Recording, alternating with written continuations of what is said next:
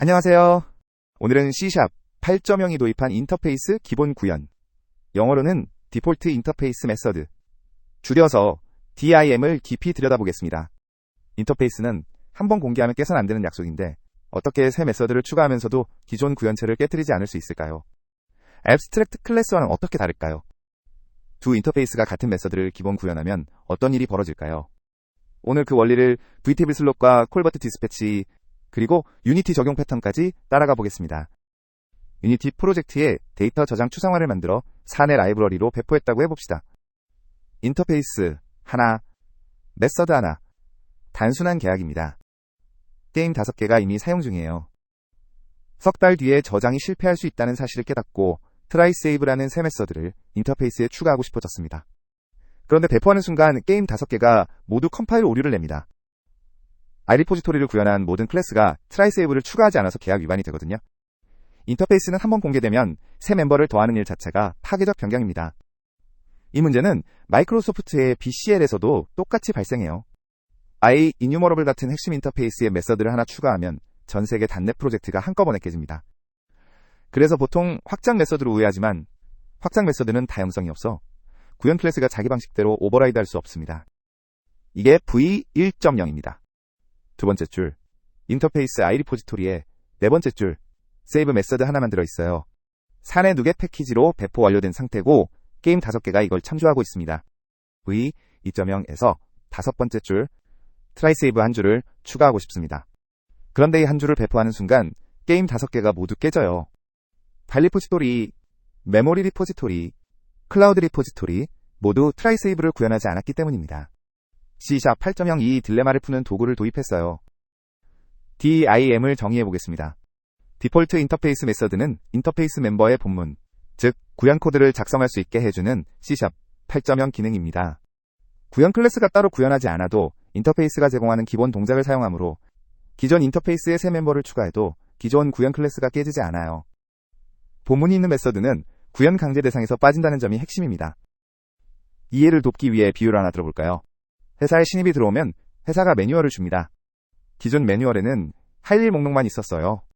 어떻게 하는지는 각자 알아서 익혀야 했습니다. DIM은 매뉴얼의 기본 절차도 같이 적어둔 상태예요.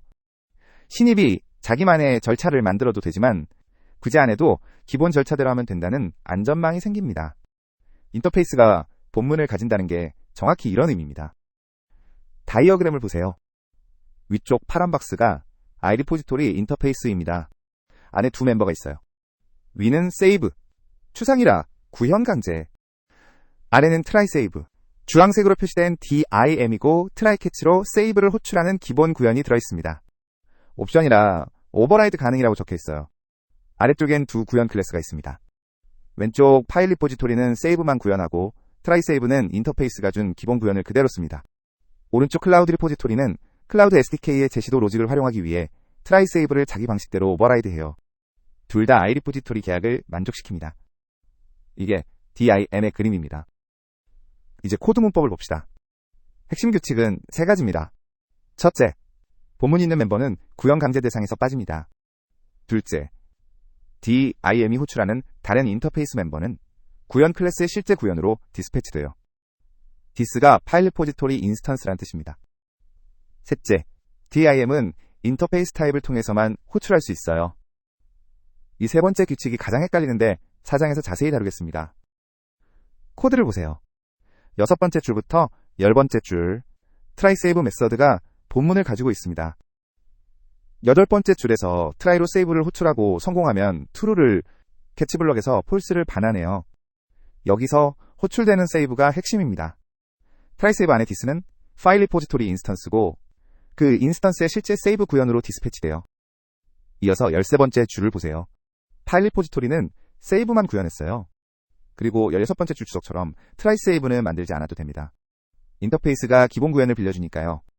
이게 DIM의 핵심, 본문이 있는 멤버는 구현 강제 대상에서 빠진다는 규칙입니다. IL 레벨에서 두 메서드를 비교해 보겠습니다.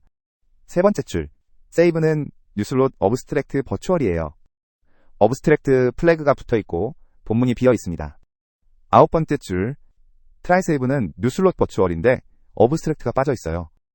본문이 있는 가상 메서드입니다. 13번째 줄을 주목하세요. try save 본문 안에서 콜버트로 iRepository의 세이브를 호출합니다. 인터페이스 자기 자신의 세이브를 호출하는 거예요. 이게 런타임의 파일 리포지토리의 실제 세이브로 디스패치됩니다. 즉, 인터페이스가 일종의 가상함수 테이블 슬롯에 기본 구현을 박아둔 셈입니다. 이제 DIM이 abstract 클래스와 결정적으로 다른 지점을 봅시다. DIM은 인스턴스 필드를 못 가집니다. 인터페이스는 객체의 메모리 레이아웃에 영향을 주지 않아요. 객체에 추가 바이트가 붙지 않고 오직 타입 시스템의 인터페이스를 구현한다는 메타데이터만 추가됩니다.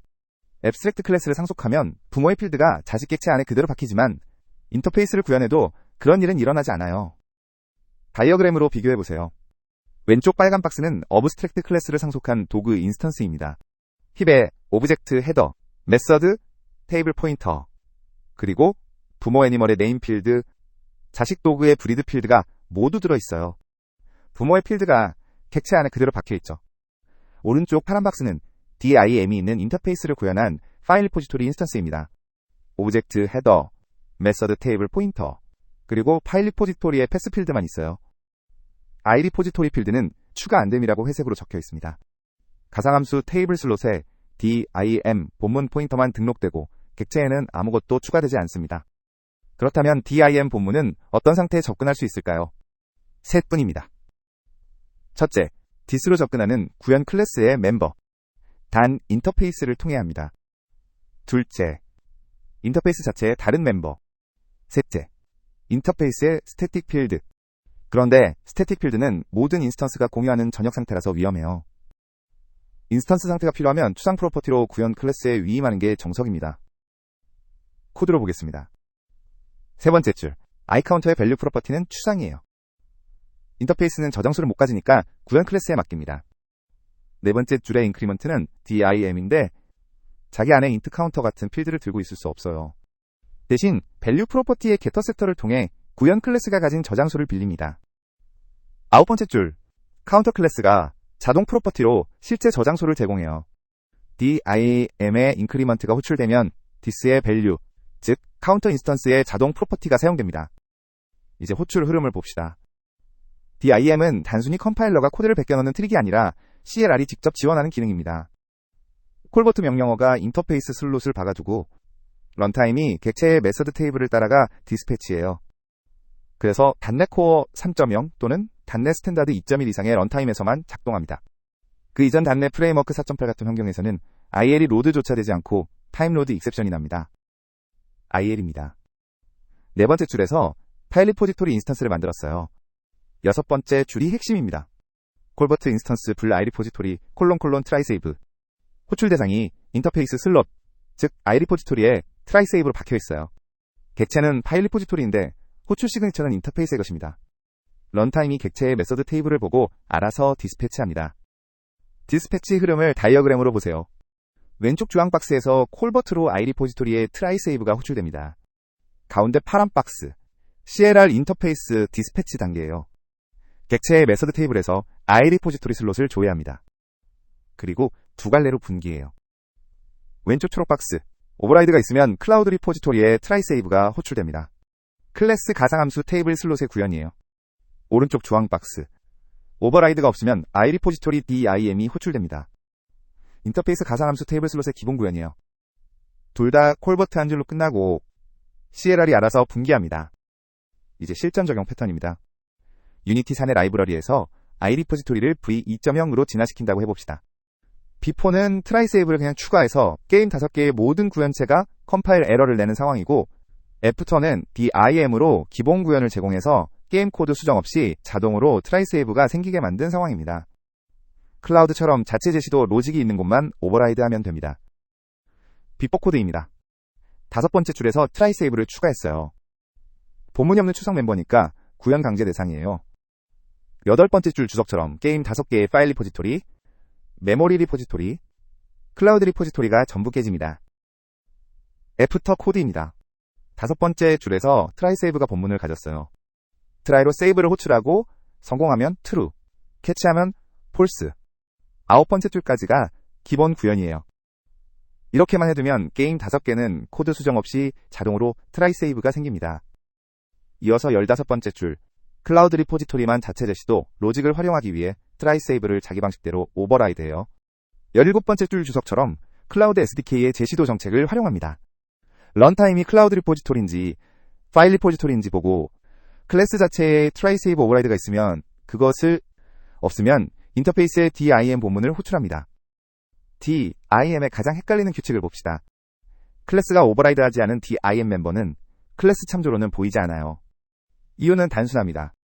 DIM은 인터페이스의 멤버이지 구현 클래스의 멤버가 아닙니다. 파일 리포지토리의 메서드 시그니처에 트라이세이브가 추가되지 않아요. 그래서 클래스 참조 레포는 파일 리포지토리.트라이세이브를 찾지만 그런 멤버는 없습니다. 인터페이스 타입으로 캐스팅해야 비로소 호출할 수 있어요. 코드로 확인해 봅시다. 7번째 줄에서 파일 리포지토리 인스턴스를 레포 변수에 담았어요. 8번째 줄 레포.트라이세이브를 호출하면 컴파일 오류가 납니다. 파일 리포지토리 클래스에는 트라이세이브가 없으니까요. 9번째 줄 레포를 i리포지토리로 캐스팅하면 호출이 됩니다. 11번째 줄도 마찬가지예요. 변수 i의 컴파일 타임 타입이 i리포지토리니까 트라이세이브가 보입니다. 결국 DIM을 호출하려면 반드시 인터페이스 타입을 거쳐야 한다는 규칙입니다. 유니티에서 자주 쓰는 DIM 패턴을 보겠습니다. iDamageable 인터페이스에 옵션 콜백을 추가하는 패턴이에요. 데미지를 받았을 때 시각이나 사운드 효과를 트리거하는 온데미지 리시브드 같은 콜백을 옵션으로 만들면 기존 저 클래스는 빈 메서드를 채울 필요가 없습니다. 플레이어처럼 화면 흔들기가 필요한 곳만 오버라이드 하면 돼요. 코드를 보세요. 7번째 줄 온데미지 리시브드가 DIM으로 정의됐어요. 9번째 줄 기본 동작은 아무것도 안 하는 거예요. 본문이 비어있죠. 이 옵션 콜백을 인터페이스에 미리 박아두면 구현체가 직접 만들지 않아도 됩니다. 이어서 두 구현체를 봅시다. 5번째 줄 에너미는 온데미지 리시브드를 안 만들어도 됩니다. 그냥 기본 구현, 즉 아무 일도 안 하는 동작을 사용해요. 12번째 줄 플레이어는 온데미지 리시브드를 자기 방식대로 오버라이드 합니다. 14번째 줄에서 카메라 쉐이크를 호출해 화면을 흔들어요. 호출 코드는 인터페이스 참조로 타겟점 온데미지 리시브드를 부르기만 하면 에너미일 때는 아무 일도 안 일어나고 플레이어일 때는 화면이 흔들립니다. 신규적 클래스를 추가할 때마다 빈 메서드를 일일이 채워야 하는 보일러플레이트가 사라져요. 이제 함정 영역으로 넘어갑니다. 첫 번째 함정은 다이아몬드 충돌이에요. 두 인터페이스가 같은 시그니처의 DIM을 가졌고 한 클래스가 둘 다 구현하면 충돌이 일어납니다. 클래스 참조로는 호출이 불가능하고 인터페이스 타입으로 각각 캐스팅해서 따로 호출해야 해요. 사용자에게 매우 헷갈리는 상황이라 클래스가 직접 메서드를 구현해서 모호성을 해소해주는 게 정석입니다. 코드입니다. 두 번째 줄 인터페이스 IA가 메서드 M의 DIM을 A를 출력하도록 정의했어요. 세 번째 줄 IB도 같은 시그니처 M을 B를 출력하도록 정의했습니다. 다섯 번째 줄 클래스 C가 IA와 IB를 동시에 구현해요. 본문은 비어 있습니다. 컴파일은 됩니다. 그런데 C.M으로는 호출이 안 돼요. 인터페이스 타입으로 캐스팅해서 IA로는 A를, IB로는 B를 출력하는 두 메서드를 따로 부를 수밖에 없습니다. 사용자에게 매우 헷갈려요. 해법은 단순합니다. 네 번째 줄처럼 클래스 C가 직접 M을 구현하는 거예요. 그러면 IA로 캐스팅한 호출도, IB로 캐스팅한 호출도, 그리고 C.M까지도 모두 C를 출력합니다. CLR이 클래스 자체의 가상함수 테이블 슬롯을 우선 사용하기 때문이에요. 두 인터페이스가 같은 메서드 이름을 쓸 가능성이 있다면 사용자가 클래스에서 직접 구현하도록 강제됩니다. 두 번째 함정은 사일런트 오버라이드입니다. 라이브러리 V1.0을 사용하는 사용자가 우연히 트라이로그라는 헬퍼를 만들어 두었다고 해봅시다. 그 다음 라이브러리 V2.0이 DIM으로 트라이로그를 새로 추가했는데 사용자의 헬퍼와 시그니처가 우연히 같았습니다. 컴파일러는 별말 없이 사용자의 헬퍼를 인터페이스 트라이로그의 구현으로 받아들여요. 오버라이드 키워드 없이도요. 사용자가 의도하지 않은 코드가 인터페이스 계약의 일부가 되는 셈입니다. 클래스 상속의 오버라이드 키워드처럼 의도를 명시할 장치가 인터페이스 구현에는 없어요. 이 위험을 줄이는 방법이 명시적 인터페이스 구현입니다. 다섯 번째 줄 퍼블릭 불 트라이로그는 마이로그 클래스 자체의 헬퍼예요. 인터페이스와 무관한 메서드입니다. 여섯 번째 줄을 보세요. 불 ilogo.trylo그라고 적혀 있어요. 메서드 이름 앞에 인터페이스 이름이 붙었습니다. 이게 명시적 구현이에요. 인터페이스용 별도 구현이라는 뜻입니다. 이렇게 분리하면 클래스 헬퍼와 인터페이스 구현이 서로 다른 메서드가 되고 사용자의 의도가 코드에 명시됩니다. 9번 영상에서 명시적 인터페이스 구현을 깊이 다룹니다. 세 번째 함정은 유니티 9버전 호환성입니다. DIM은 CLR이 직접 지원하는 기능이라서 .NET 코어 3.0 또는 .NET 스탠다드 2.1 이상이 필요해요. 유니티 2020 LTS-EI IL2CPP는 DIM이 포함된 IL을 만나면 빌드나 런타임에서 실패할 수 있습니다. 유니티 2021.2 이상에서 안정적으로 작동하는 것이 일반적인 보고이며 타임로드 익셉션 같은 에러는 보통 런타임 미지원이 원인이에요.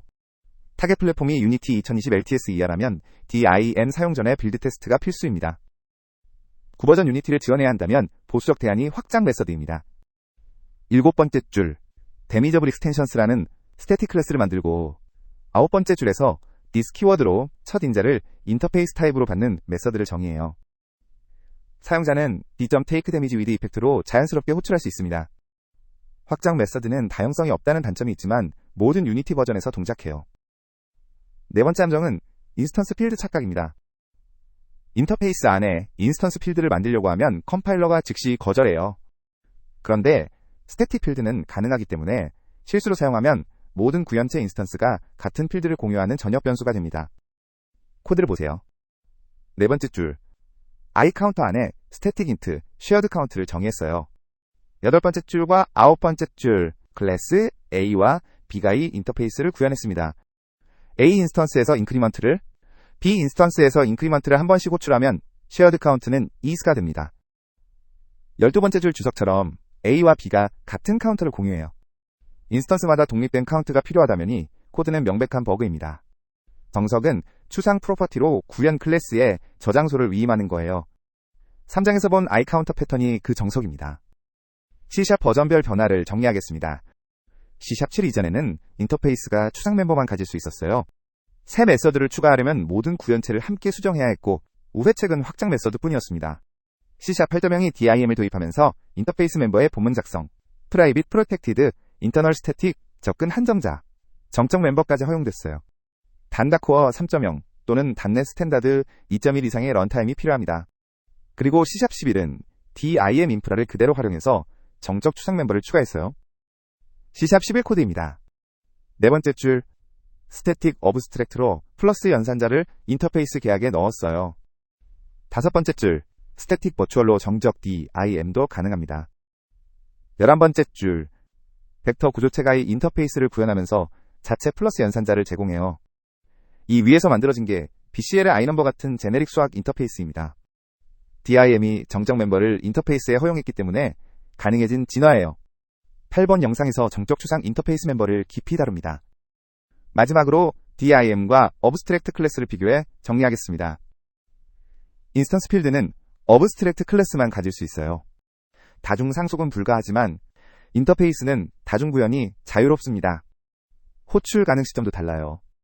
DIM은 인터페이스 타입을 거쳐야 하지만 어브스트랙트 클래스의 메서드는 클래스 참조로 그냥 호출할 수 있습니다. 용도도 갈려요. DIM은 라이브러리 진화나 옵션 메서드용이고 어브스트랙트 클래스는 공유 상태나 기본 구현용이에요. 오늘의 핵심을 다시 정리하면 DIM은 본문이 있는 멤버를 구현 강제 대상에서 빼주는 라이브러리 진화 도구이고 인스턴스 필드는 못 가지고 클래스 참조로는 못 부르고 .NET 코어 3.0 이상이 필요하며 다이아몬드 충돌과 사일런트 오버라이드 같은 함정이 있다는 것입니다. 새 인터페이스를 설계할 때 적극 활용하기보다 이미 공개된 인터페이스에 새 멤버를 추가해야 할 때 안전망으로 사용하는 것이 모범 사례예요. 다음 8번 영상에서는 C#11의 정적 추상 인터페이스 멤버를 살펴보겠습니다. 감사합니다.